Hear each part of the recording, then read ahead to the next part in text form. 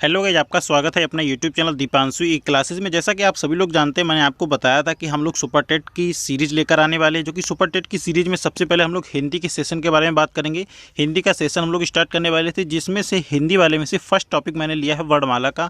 ठीक है, तो वर्णमाला में इसका फर्स्ट एपिसोड है, इसके बारे में हम लोग बात करेंगे। और इस वीडियो में आपको बिल्कुल शून्य से लेकर शिखर तक मैं आपको बताने वाला हूँ। ठीक है, बिल्कुल डिटेल में आपको बताऊँगा, शून्य से लेकर शिखर तक। कोई भी एक छोटी सी चीज़, बिल्कुल एक छोटी सी छोटी जो भी जानकारी होती जो एग्जाम में पूछी जाती है, जो भी आपके एग्जाम्स के लिए इंपॉर्टेंट होगी, बिल्कुल नहीं छोड़ी जाएगी, आपको डिटेल में बताया जाएगा।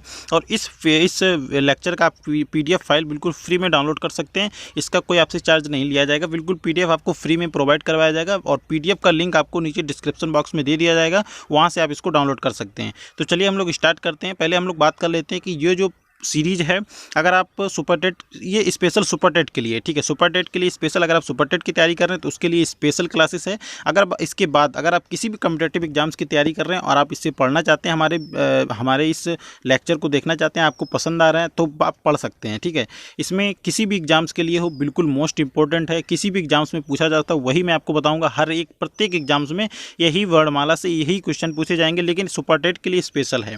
ठीक है, और अब हम बात करते हैं सामान्य हिंदी के बारे में बात करेंगे। वर्णमाला टॉपिक है, इसका ये फर्स्ट लेक्चर स्टार्ट होने वाला है। ठीक है, फर्स्ट लेक्चर है, सेकंड लेक्चर आएगा। तो अपना बहुत ही ज़्यादा प्यार दें, बहुत ही ज़्यादा सपोर्ट करें अपने भाई का। और बिल्कुल टॉपिक वाइज हम लोग स्टार्ट करने वाले हैं, कोई भी चीज़ नहीं छोड़ने वाले, बिल्कुल टॉपिक वाइज चलेंगे। और शून्य से लेकर शिखर तक बिल्कुल हमारा खुद का हैंड नोट्स है। ठीक है, हमारा खुद का ये हैंड नोट्स है, जो कि हमने खुद अपना प्रिपेयर किया है, और हम खुद इसी नोट्स को पढ़ करके एग्जाम्स को क्वालिफाई किए हुए हैं। तो बिल्कुल आप लोग भी इसको अच्छे से पढ़ें। आप लोग जब देखेंगे तो आपको समझ में आ जाएगा कि मैंने कैसे नोट्स को प्रिपेयर किया है। बिल्कुल छोटी से छोटी बात आपको समझाऊंगा। तो चलिए ज़्यादा समय वेस्ट ना करते हुए मैं आगे बढ़ता हूँ वीडियो में। और वीडियो इसका पीडीएफ फाइल भी आप लोग डाउनलोड कर सकते हैं, लिंक डिस्क्रिप्शन बॉक्स में मिल जाएगा, या फिर आप टेलीग्राम चैनल को ज्वाइन कर लें, वहाँ से आपको पीडीएफ बिल्कुल फ्री में एक साथ सारी पीडीएफ वहाँ पे आपको मिल जाएंगी। तो चलिए हम लोग स्टार्ट करते हैं, ज़्यादा समय को वेस्ट ना करते हुए चलते हैं अपने वीडियो पर। तो जैसा कि जैसा कि आप लोग यहाँ पर देख पा रहे होंगे, वर्णमाला का टॉपिक है ये। यहाँ पे आप लोग देख सकते हैं वर्णमाला का टॉपिक स्टार्ट होने वाला है। इसमें वर्ड देखिए, वर्ड क्या होता है? वर्ड जो होता है दो से मिलकर बनता है, एक स्वर और व्यंजन, दोनों के मिलने से वर्ड बनता है। ठीक है, तो हम लोग सबसे पहले स्वर के बारे में बात करेंगे, उसके बाद व्यंजन के बारे में बात करेंगे। ठीक है, अब देखिए स्वर क्या होता है। स्वर जो होता है, स्वर आप लोग जानते हैं, स्वर की परिभाषा क्या होती है? स्वतंत्र रूप से बोले जाने वाले वर्ड जो होते हैं उन्हें हम स्वर कहते हैं। जो शब्द बिल्कुल स्वतंत्र रूप से बोले जाते हैं उन्हें हम स्वर कहते हैं। और इनकी कुल संख्या कितनी होती है? इनकी कुल संख्या 11 होती है। ठीक है, जो मोस्ट इंपॉर्टेंट है एग्जाम्स में, जो आपकी क्वेश्चन पूछा जाने वाला वो यही है कि इनकी कुल संख्या कितनी होती है स्वर की। ठीक है, स्वर की कुल संख्या कितनी होती है, तो आपको यही टिक करना है। स्वर की जो कुल संख्या होती है वो 11 होती है। अब कौन कौन सी 11 स्वर होते हैं, इसके बारे में भी हम आपको बता देना चाहता हूँ। तो देखिए यहाँ पर आप लोग देख सकते हैं स्वर की जो संख्या लिखी हुई है। तो ये देखिएगा स्वर की संख्या कितनी होती है। एक छोटा आ होता है, ठीक है, बड़ा आ, छोटी ई, बड़ी ई, छोटा ऊ, बड़ा ऊ, रेशे ऋषि, ए ओ औ। इतने जो होते हैं 11 स्वर होते हैं। काउंट कर लीजिए, 1 2 3 4 5 6 7 8 9 10 11। तो 11 स्वर हो गए। लेकिन जो आपको ये जो वर्ड दिख रहे हैं अंग और आहा, ये ना तो स्वर होते हैं और ना ही व्यंजन होते हैं। इनको अयोगवाह व्यंजन कहा जाता है। ठीक है, इसको थोड़ा ऊपर कर लेते हैं, फिर आपको समझ में आएगा। ये ना तो स्वर होते हैं ना व्यंजन होते हैं, इनको हम लोग स्वर की श्रेणी में नहीं रखते हैं। ये अयोगवाह व्यंजन होते हैं, अंग और आहा। ठीक है, आप लोग जानते हैं अंग और आहा, ये जो दो व्यंजन होते हैं ये ना तो स्वर होते हैं ना व्यंजन होते हैं। ठीक है, ये को हम अयोगवाह व्यंजन कहते हैं। एग्जाम्स में सीधे आपसे पूछा जाएगा कि अंग और आहा निम्न में से कौन सा अयोगवाह व्यंजन है या कौन सा अयोगवाह व्यंजन नहीं है। और इसका प्रैक्टिस सेट भी मैं आपको करवाने वाला हूँ इस लेक्चर के बाद में। इसका इस टॉपिक से जितने भी इंपॉर्टेंट क्वेश्चन बन सकते हैं उन सब को मैं क्वेश्चन में करवाने वाला हूँ। कम से कम 100-150 क्वेश्चन मैं आपको करवाने वाला हूँ इस लेक्चर के बाद में। तो बहुत ही ज़्यादा प्यार दें अपने वीडियो को, अपने दोस्तों के साथ इसको शेयर जरूर करें। चलिए अब देखिए आगे हम लोग बात कर लेते हैं स्वर के प्रकार। स्वर कितने प्रकार के होते हैं? स्वर जो होते हैं 3 प्रकार के होते हैं। ठीक है, कौन से होते हैं? ह्रस्व स्वर होते हैं, दीर्घ स्वर होते हैं और प्लुत स्वर होते हैं। मेन 3 प्रकार के होते हैं, ह्रस्व स्वर, दीर्घ स्वर, प्लुत स्वर। अब ह्रस्व स्वर जो होते हैं कितने प्रकार के, कौन कौन से जो वर्ड होते हैं वो कौन कौन से ह्रस्व स्वर के अंतर्गत आते हैं, उसके बारे में हम लोग यहाँ पर बात करेंगे। तो जैसा कि आप लोग यहाँ पर देख पा रहे होंगे कि छोटा आ, ठीक है, छोटी ई, ठीक, और छोटा ऊ और ऋषि। ठीक है, ये जो ऋषि हो गया, ये जो 4 व्यंजन हो गए, आप लोग यहाँ पर देख पा रहे होंगे, ये जो 4 व्यंजन हैं ये सभी ह्रस्व स्वर होते हैं। ठीक है, इनकी संख्या 4 होती है।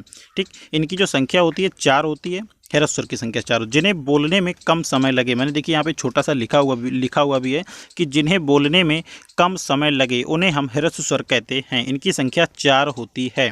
ठीक है, आप समझ में आ गया आपको कौन कौन सी इनकी संख्या होती है, वो मैं आपको बता देना चाहता हूँ। यहाँ पे आप लोग देख सकते हैं इनकी संख्या 4 होती है। कौन कौन सी होती है? छोटा आ होता है, ठीक, छोटी ई होती है, छोटा ऊ होता है और ऋषि होता है। इनकी जो संख्या होती है 4 होती है। बिल्कुल आपको अच्छे से याद रखना है। इसके बाद देखिए हम लोग आगे बात कर लेते हैं यहाँ पे। इसके बाद में आता है दीर्घ स्वर। अब दीर्घ स्वर कौन कौन से होते हैं ये आप लोग यहाँ पर देख सकते हैं। दीर्घ स्वर जो लिखा है बड़ा आ, बड़ी ई, बड़ा ऊ। ठीक है, बड़ा आ, बड़ी ई, बड़ा ऊ, ए, ऐ, ओ, औ। ठीक है, ये जो 7 होते हैं इनकी संख्या 7 होती है। जिन्हें बोलने में स्वर से दुगना समय लगे, जिन्हें बोलने में ह्रस्व स्वर से दुगना समय लगे उन्हें हम दीर्घ स्वर कहते हैं, जिनकी संख्या 7 होती है। एग्जाम्स में आपसे यही पूछा जाएगा कि ह्रस्व स्वर की संख्या कितनी होती है, या फिर पूछा जाएगा निम्न में से आपको विकल्प में दे दिए जाएंगे। जैसे आपको विकल्प में दे दिया गया कि बड़ा आ, ठीक है, बड़ा आ, बड़ी ई और बड़ा ऊ और छोटा आ। आपसे पूछा जाएगा निम्न में से कौन सा ह्रस्व स्वर है।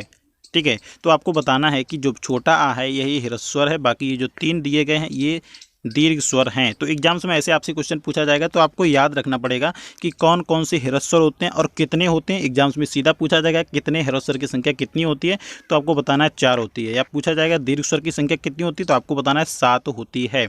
अब 7 में से जो ह्रस्व स्वर होते हैं, जो दीर्घ स्वर होते हैं, इनको 2 भागों में भी डिवाइड किया गया है। कौन से? मूल दीर्घ स्वर, ठीक है, और संयुक्त स्वर। ठीक, संयुक्त व्यंजन भी होते हैं, कन्फ्यूज बिल्कुल मत होइएगा। संयुक्त व्यंजन भी होते हैं, 4 होते हैं संयुक्त व्यंजन, और संयुक्त स्वर भी 4 होते हैं। जैसा कि आप लोग यहाँ पर देख पा रहे होंगे कि बड़ा आ, बड़ी ई और बड़ा ऊ, ये जो 3 होते हैं यहाँ पे जो मैंने आपको बताया स्टार्टिंग के जो 3 हैं ये मूल दीर्घ स्वर होते हैं। और जो बचे हुए हैं ए, ऐ, ओ, औ, ये ए, ऐ, ओ, औ, ये जो 4 होते हैं इनको हम संयुक्त स्वर कहते हैं। ठीक है, तो वैसे तो दीर्घ स्वर जो होते हैं, दीर्घ स्वर की संख्या जो होती है वो 7 ही होती है, लेकिन अगर आपसे एग्जाम्स में पूछा जाए दीर्घ स्वर की संख्या कितनी होती है, आपको 7 ही टिक करना है।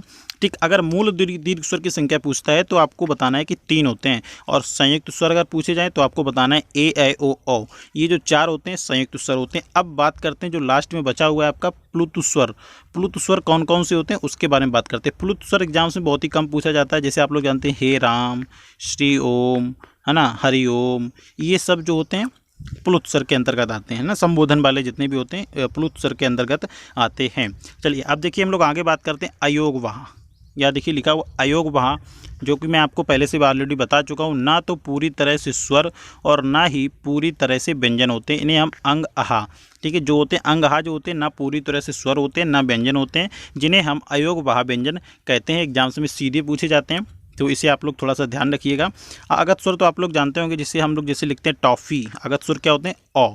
ठीक है, टॉफ़ी, देखिए इसमें आगत स्वर लगा, अंक की बिंदी, डंडा। ठीक है, डॉक्टर, ये आगत स्वर होता है, जो जैसा कि यहाँ पे आप लोग देख सकते हैं डॉक्टर लिखा हुआ है, ऊपर चंद्र बिंदी लगा दी जाती, डंडा लगा, तो आगत स्वर हो गया ये।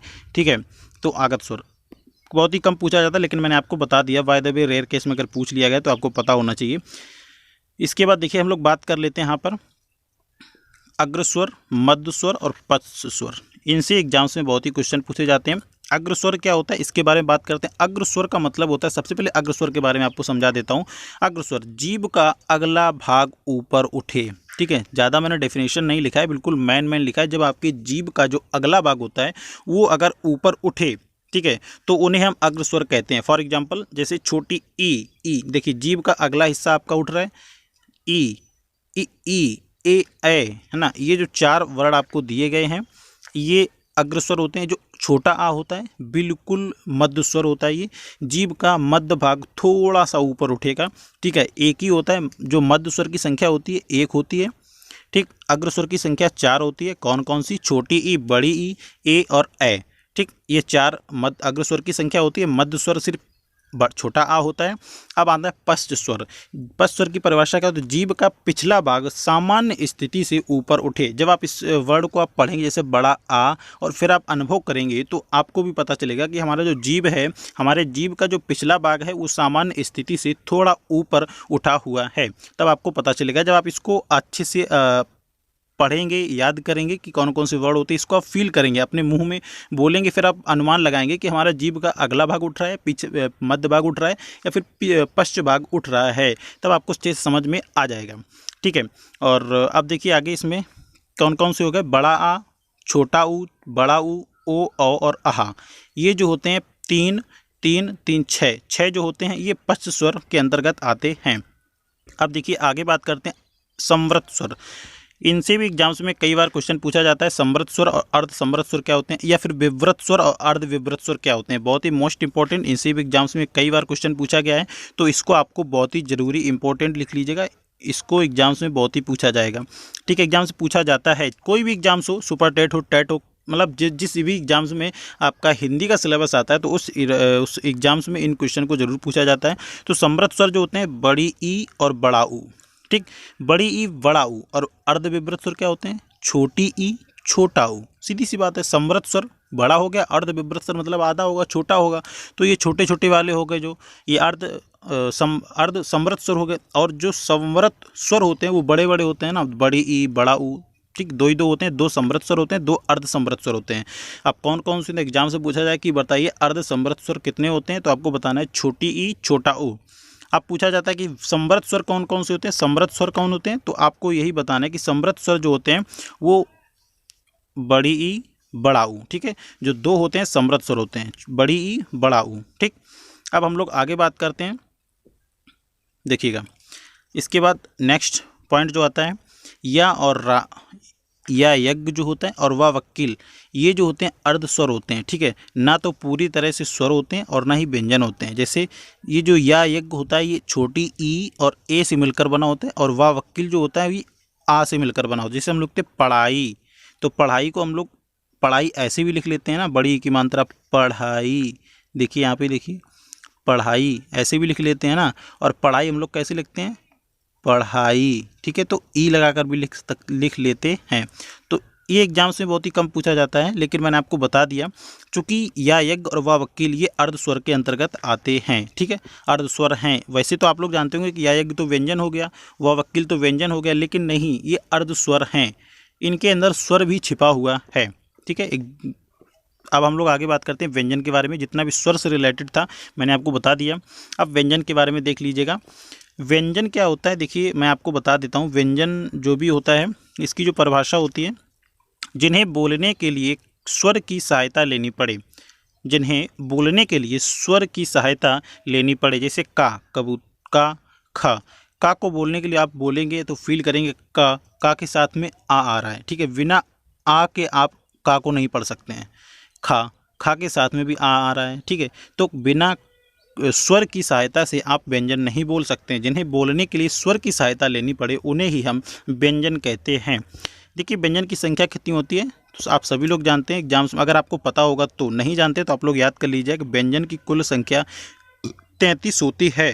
ठीक है, कौन कौन से व्यंजन होते हैं, 33 कैसे होते हैं वो मैं आपको बताने वाला हूँ। अब आप लोग इस पंक्ति को देखिए, जो 33 व्यंजन होते हैं उन 8 पंक्तियों में लिखा जाता है। ठीक है, 33 व्यंजन जो होते हैं उनको 8 पंक्तियों में लिखा जाता है। जैसे आप लोग जानते हैं का वर्ग की लाइन कौन सी होती है, का, खा, गा, घा, इंग्या। ठीक, चा वर्ग की लाइन कौन कौन सी होती है, चा, छा, जा, झा, या। टा वर्ग की टा, ठा, डा, ढ, ड़ा, ता, था, दा, धा, ना। ठीक है, पा वर्ग की कौन सी हो गई जाके, पा, फा, बा, भा, मा, और या, र, ल, व, हा, स, ह, छत्र, ज्ञा और स्र। इतने होते हैं, इतने व्यंजन होते हैं। अब देखिए कौन कौन से इसमें कुल व्यंजन कितने होते हैं, 33 होते हैं। अब देखिए यहाँ से का वर्ग से लेकर पा वर्ग तक, ठीक, इनको हम स्पर्श व्यंजन कहते हैं। क्या कहते हैं, यहाँ तक जो इतने व्यंजन आपको दिख रहे होंगे इनको हम स्पर्श व्यंजन कहते हैं। ठीक, बिल्कुल सीरियल से मैं आपको बता रहा हूँ। अब आपको याद कैसे करना, का वर्ग की लाइन, चा वर्ग की लाइन, टा वर्ग की लाइन, ता वर्ग और पा वर्ग, ये जो होते हैं और प्रत्येक में 5-5 होते हैं, 1 2 3 4 5, तो 5 इसमें, 5 इसमें, 5 इसमें, 5 5 पचम 25। तो स्पर्श व्यंजन की संख्या कितनी हो गई दोस्त? 25 हो गई। ठीक है, आपको याद करना नहीं पड़ेगा, आपको पता है कि का वर्ग से लेकर पा वर्ग तक जितने भी वर्ण होते हैं उन सबको हम स्पर्श व्यंजन कहते हैं। अब देखिए इसके बाद में कौन सा बचा, यहाँ तक मैंने आपको बता दिया। अब देखिए ये बचा, ये जो बचे हैं इसमें जो पहली लाइन आपको दिख रही है, या यज्ञ रा रस्सी ला लड्डू व वक्किल, इनको हम अंतस्थ व्यंजन कहते हैं, जिनकी संख्या 4 होती है। ऊष्मी व्यंजन या ऊष्म संघर्षी व्यंजन भी इनको बोलते हैं। तो सा स स सह, है ना, देखो बोलने में ही आपको पता चल रहा है कि संघर्ष लग रहा है, सा स ह, है ना। तो ये जो 4 होते हैं ऊष्म संघर्ष व्यंजन होते हैं। और संयुक्त व्यंजन कौन से होते हैं? छत्र ज्ञ उसरा। ठीक है, ये जो 4 होते हैं संयुक्त व्यंजन होते हैं।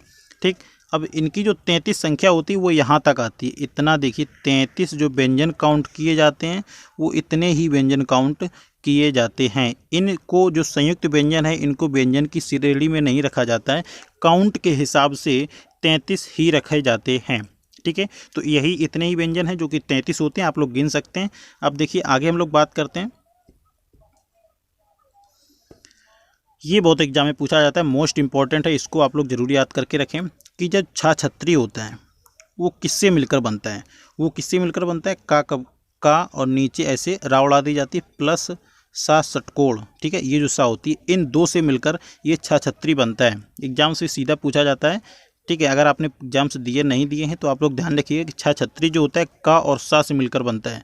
त्रिशूल जो होता है, त्रिशूल किससे मिलकर बनता है उसके बारे में भी हम आपको बताने वाले हैं। यहाँ पे देखिए त्रिशूल जो होता है वो किससे मिलकर बनता है? तो ता तुकली और नीचे रावड़ा दी जाती है और प्लस सा, इन दो के मिलने से ता तुकली बनता है।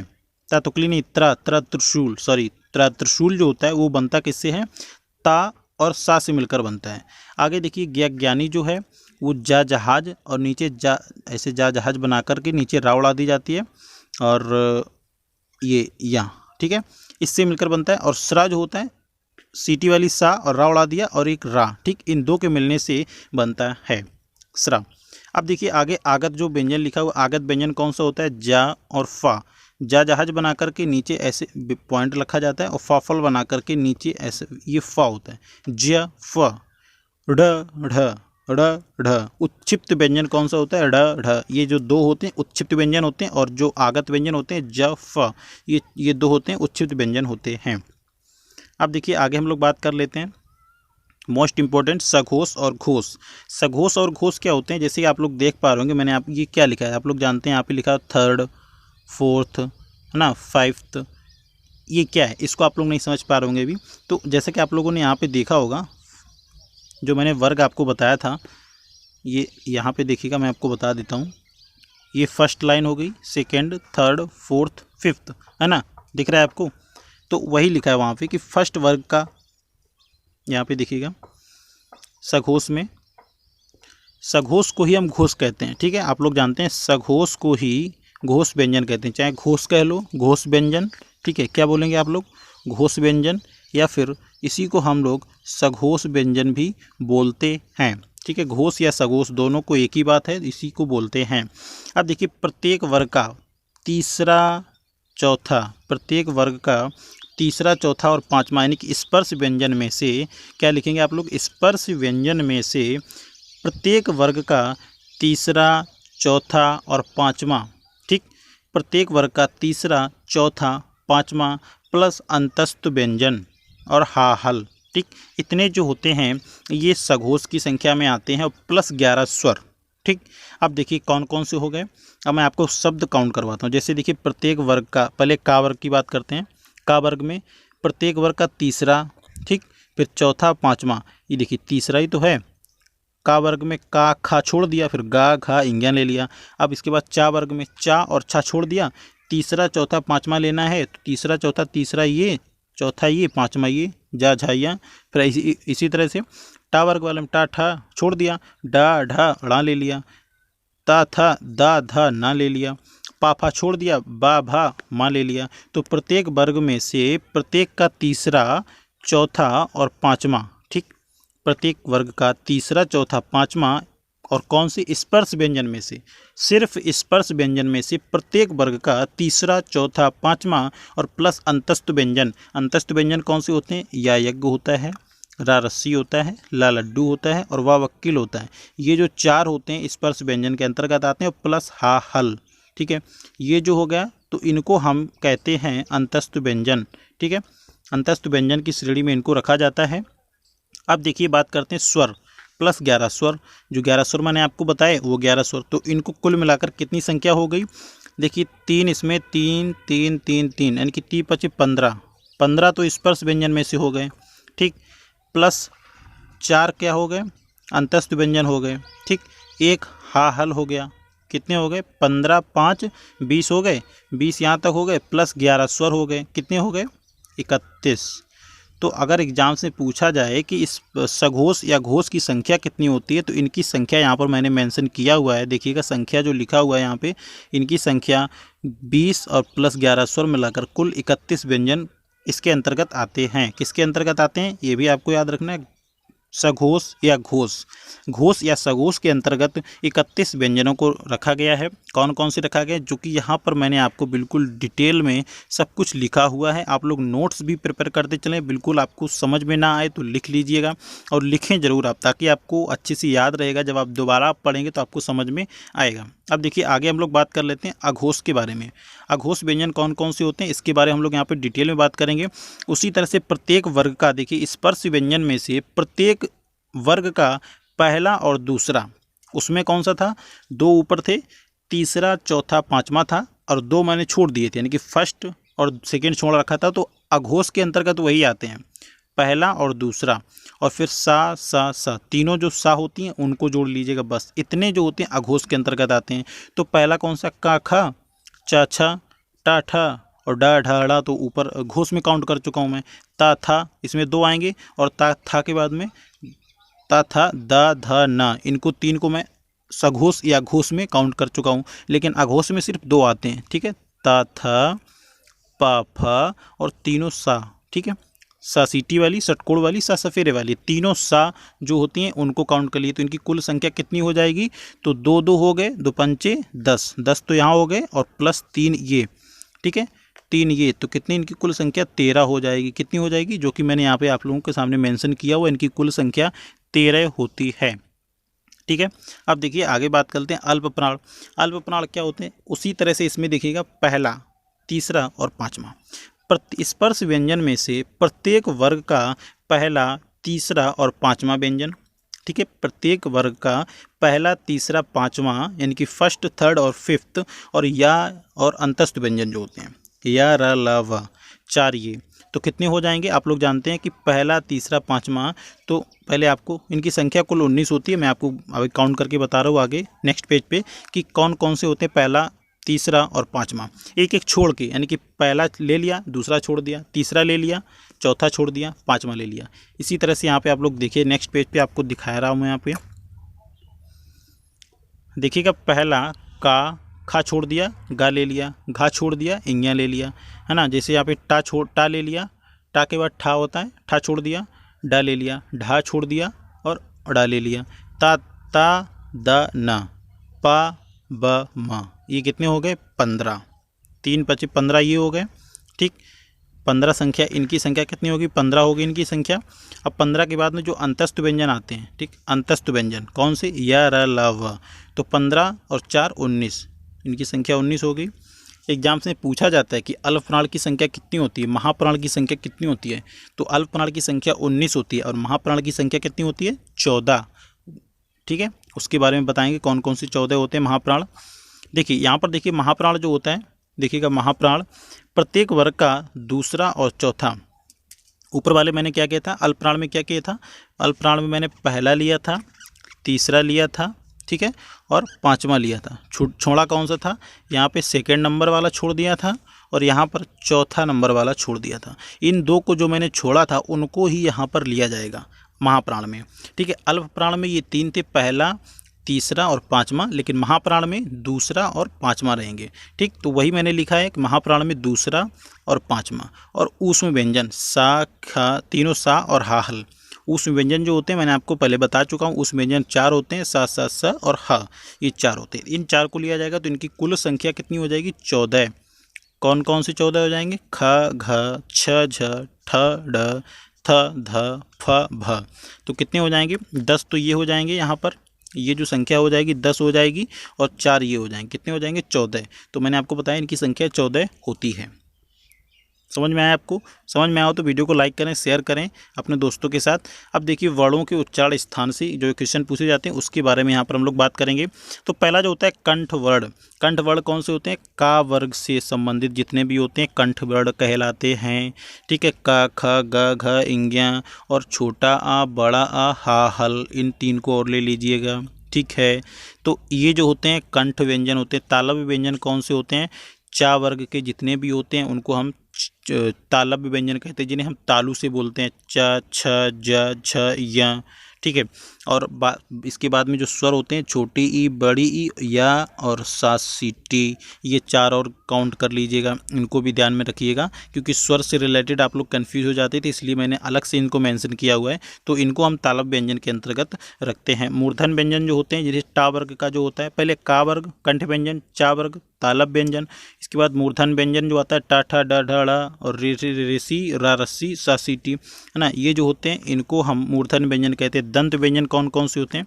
दंत व्यंजन ता वर्ग से रिलेटेड जितने भी होते हैं, ता, था, दा, धा, ना, 5 ही होते हैं ना। इसके बाद में ला लड्डू और सा सफेरा, ये 2 और काउंट कर लीजिएगा। तो इनको हम दंत व्यंजन कहते हैं। जैसे आप लोग बोलेंगे तो आपको पता चल जाएगा दंत व्यंजन हैं, यानी कि आपकी जो जीभ है वो दांतों को टच करे तो दंत व्यंजन होते हैं। ता, था, दा, धा बोलेंगे तो आपकी जीभ जो दांतों को टच करेगी तो उसे हम दंत व्यंजन कहते हैं। मूर्धन व्यंजन क्या होता है? आप बोलेंगे टा, ठा, डा, ढा, तो आपकी जो जीभ होती है ना, जीभ आपके मूर्धन्य को टच करेगी। मूर्धन क्या होता है? तालु के आगे का जो भाग होता है उसको मूर्धन व्यंजन कहते हैं। तालव्य व्यंजन का होता है तालु, जो आपकी जीभ है ऊपर तालु को टच करे, तालु। ठीक है, और कंठ क्या होता है? कंठ यानी कि गले, कंठ से जो आवाज़ आती है का, ख, ग, घ, है ना, वो कंठ व्यंजन होती है। तो आई होप आप लोग समझ गए होंगे क्या होता है क्या नहीं होता है। जब आप लोग इसको पढ़ेंगे बोलेंगे तब आप समझ में आ जाएगा। बाकी आप नोट्स लिख लीजिएगा, अगर आपको नहीं समझ में आता तो इनको याद कर लीजिएगा बस। आपका इससे बाहर कहीं भी कोई सिलेबस नहीं जाएगा, यही इसी से पूछा जाएगा। आगे देखिए हम लोग बात करते हैं ओष्ठ वर्ण क्या होते हैं। ओष्ठ वर्ण जो होते हैं जो ओंठों से बोले जाएं, जो कि हमारी जीभ जो होती है वो ओंठ टच करे। पा वर्ग जो होता है जैसे हम लोग बोलते हैं पा, फा, बा, भा, मा, ऊ, बड़ा ऊ, तो इन सबको बोलने से हमारी जो जीभ होती है, सॉरी हमारे जो ओंठ होते हैं आपस में दोनों चपकते हैं, है ना, तो उसको हम लोग ओष्ठ वर्ण कहते हैं। नासिक या अनुनासिक व्यंजन क्या होते हैं? यानी कि नासिक और अनुनासिक व्यंजन जो ड़ा वर्ग की जो लाइन होती है उसको हम कहते हैं, और अंग। ठीक है, ड़, ढ, ड़, न, म, है ना, ये जो लास्ट वाले होते हैं ना, जैसे का, खा, गा, घा, लास्ट में बचा इंग्या। फिर चा वाला आता है चा, छा, जा, झा, लास्ट में या। टा, ठा, डा, ढा, लास्ट में ड़ा। ता, था, दा, धा और ना। ठीक है, पा, फा, बा, भा हो गया, लास्ट में माँ आता है। तो जो लास्ट वाले ये जो बचे हैं इनको हम अनुनासिक व्यंजन कहते हैं, या नासिक कह लो या अनुनासिक व्यंजन कह सकते हैं। ठीक है, समझ में आ गया आपको। अब देखिए आगे हम लोग बात करते हैं कंठ तालव्य, यानी कि जब कंठ तालव्य का मतलब कंठ और तालु से मिलकर जो बनते हैं उन्हें हम कंठ तालव्य कहते हैं। जैसे ए, इसमें कंठ और तालु दोनों चपक रहे, कंठ से भी आवाज़ आ रही है और तालु भी लग रहा है। ठीक है, जो हमारी जीभ है वो तालु को भी टच कर रही है, इसलिए हम लोग इसको कंठ तालव्य व्यंजन बोलते हैं। आगे बात करते हैं कंठ ओष्ठ। कंठ ओष्ठ का मतलब कंठ और ओष्ठ, यानी कि ओ औ जब शब्द हम बोलेंगे ओ औ, तो इससे बोलने से कंठ से भी आवाज़ आएगी, कंठ में भी आवाज़ आएगी, इसके बाद में ओष्ठ ओंठ भी टच होंगे, है ना, तो इसलिए इसको कंठोष्ठ वर्ण कहते हैं। अब आता है दंतोष्ठ वर्ण। दंतोष्ठ क्या होता है? दांत और ओष्ठ, दांतों को भी टच करे और ओंठ को भी टच करे, उसे हम दंतोष्ठ कहते हैं। जैसे वा वक्किल जब हम बोलेंगे वा, तो हमारी जो जीभ है दांतों को भी टच करेगी और ओंठ को भी टच करेगी। ठीक है, तो उसे हम लोग दंतोष्ठ वर्ण कहते हैं। ठीक है, तो आई होप आप लोगों को वीडियो पसंद आया होगा। ये सबसे मोस्ट इंपॉर्टेंट था जो मैंने आपको बताया। इससे रिलेटेड वर्णमाला में यही इतना ही इंपॉर्टेंट पढ़ने वाला है, बाकी पढ़ने के लिए तो बहुत ही समय जाएगा। अगर आपको डिटेल में बताया जाएगा तो पढ़ाते पढ़ाते मतलब ज़्यादा बड़ा वीडियो करने से कोई बेनिफिट नहीं होता है। जो कि मेन जो भी था इंपॉर्टेंट था मैंने आपको बता दिया। अगर आप भी अगर कहीं से भी थोड़ा बहुत भी पढ़ें तो आप समझ सकते होंगे कि मैंने कितने अच्छे से अपना नोट्स को प्रिपेयर किया है और बिल्कुल एक भी चीज़ को नहीं छोड़ा। अगर आप पढ़ना चाहें आप इसको नोट्स बिल्कुल अच्छे से अपने कॉपी में इसको टाइप कर लें, लिख लें, है ना, नोट्स बना के चलें, इसके बाद भी नेक्स्ट वीडियो भी आएगा। आई होप आप लोगों को वीडियो पसंद आया होगा। वीडियो पसंद आया हो तो वीडियो को लाइक करें, शेयर करें, और चैनल पर अभी तक सब्सक्राइब नहीं किया है तो सब्सक्राइब करें। ये हमारा फर्स्ट लेक्चर था। अगर आप लोग अच्छा सा प्यार दिखाएंगे तो इसका सेकंड लेक्चर भी मैं कल लेकर आऊँगा, और जितना हो सके अपने दोस्तों के साथ इसे शेयर करें। पसंद आए तो वीडियो को लाइक ज़रूर करें, क्योंकि जब आप लाइक करेंगे तो मुझे भी लगेगा मैंने आप लोगों को बताया, आप लोगों को अच्छा लगा, पसंद आया, आपको समझ में आया, तो मैं इसका नेक्स्ट लेक्चर भी लेकर आऊँगा। सारे बिल्कुल टॉपिक वाइज मैं आपको करवाने वाला हूँ, एक भी टॉपिक नहीं मतलब छोड़ने वाला हूँ। बिल्कुल डिटेल में आपको बताया जाएगा, बिल्कुल इससे भी बेटर तरीके से। तो फर्स्ट लेक्चर था तो स्टार्टिंग में आप लोग जानते हैं कैसे होता है, तो इसके बाद जो नेक्स्ट लेक्चर आएगा बिल्कुल आपको और भी डिटेल में बताया जाएगा, बिल्कुल गहराई से लेकर चलेंगे और आपको बिल्कुल अच्छे से समझाया जाएगा। तो परेशान बिल्कुल नहीं होना, आप सुपर टेट की तैयारी में जुटे रहें और पढ़ाई करते रहें। ठीक है, चलिए फिर मिलते हैं नेक्स्ट वीडियो के साथ। तब तक के लिए जय हिंद, जय भारत। और आप लोग जानते हैं कि प्रतिदिन सुबह एजुकेशन से संबंधित जितनी भी इंफॉर्मेशन अपडेट्स होती है हमारे चैनल के माध्यम से आप सभी को अवगत कराया जाता है। तो वीडियो सुबह देखना बिल्कुल ना भूलें, क्योंकि प्रत्येक न्यूज़ से आप लोग अपडेट रहें। फिलहाल यूपी टेट से रिलेटेड जो भी न्यूज़ आती है आपको हमारे चैनल के माध्यम से सबसे पहले आपको अपडेट करवा दिया जाता है। बिल्कुल ऑथेंटिक और बिल्कुल सही जानकारी विद प्रमाण के साक्ष्य मैं आपको दिखाना मतलब देता हूँ। तो आई होप आप लोग देखते होंगे। अगर नहीं देखते हैं तो चैनल से जुड़ जाएं, सब्सक्राइब करके रखें। चलिए फिर मिलते हैं नेक्स्ट वीडियो के साथ। तब तक के लिए जय हिंद, जय भारत।